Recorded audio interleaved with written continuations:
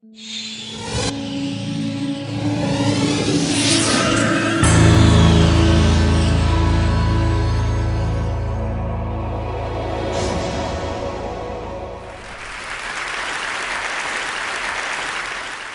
the end of this year, there will be nearly 1 billion people on this planet that actively use social networking sites.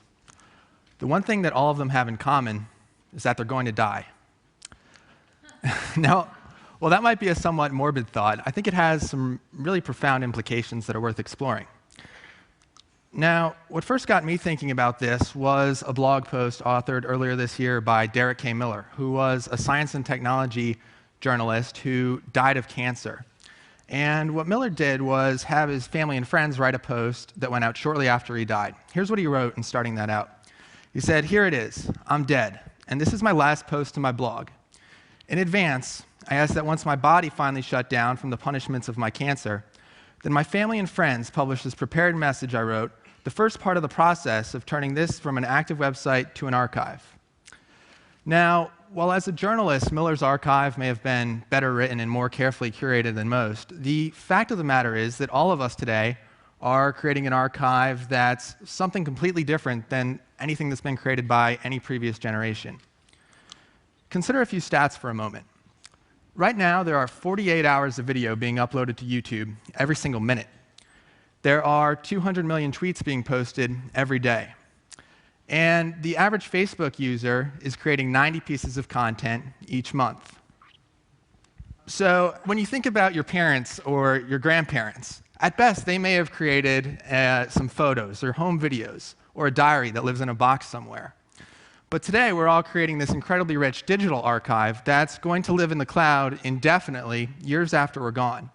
And I think that's going to create some incredibly intriguing opportunities for technologists. Now, to be clear, I'm a journalist and not a technologist, so what I'd like to do briefly is paint a picture of what the present and the future are going to look like. Now, we're already seeing some services that are designed to let us decide what happens to our online profiles and our social media accounts after we die. One of them, actually fittingly enough, found me when I checked into a deli at a restaurant in New York on Foursquare.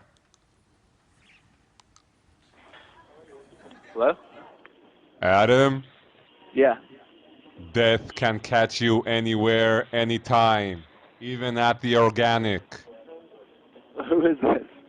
Go to ifidie.net before it's too late. Okay. Kind of creepy, right? So what that service does, quite simply, is let you create a message or a video that can be posted to Facebook after you die. Another service right now is called 1000 Memories, and what this lets you do is create an online tribute to your loved ones, complete with photos and videos and stories that they can post after you die. But what I think comes next is far more interesting.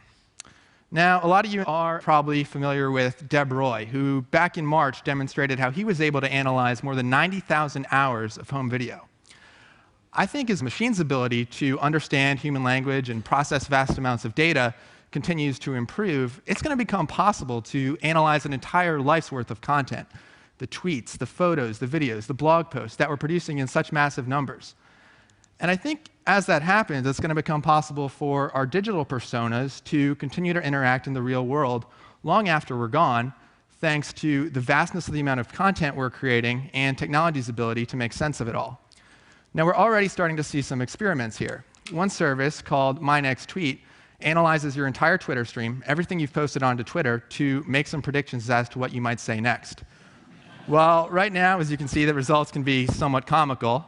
You can imagine what something like this might look like 5, 10, or 20 years from now as our technical capabilities improve. Taking it a step further, MIT's Media Lab is working on robots that can interact more like humans. But what if those robots were able to interact based on the unique characteristics of a specific person, based on the hundreds of thousands of pieces of content that that person produces in our lifetime? Finally, think back to this famous scene from election night 2008 back in the United States, where CNN beamed a live hologram of hip-hop artist will.i.am into their studio for an interview with Anderson Cooper. What if we were able to use that same type of technology to beam a representation of our loved ones into our living rooms, interacting in a very lifelike way based on all the content they created while they were alive? I think that's going to become completely possible as the amount of data we're producing and technology's ability to understand it both expand exponentially. Now, in closing, I think what we all need to be thinking about is if we want that to become our reality. And if so, what it means for our definition of life and everything that comes after it. Thank you very much.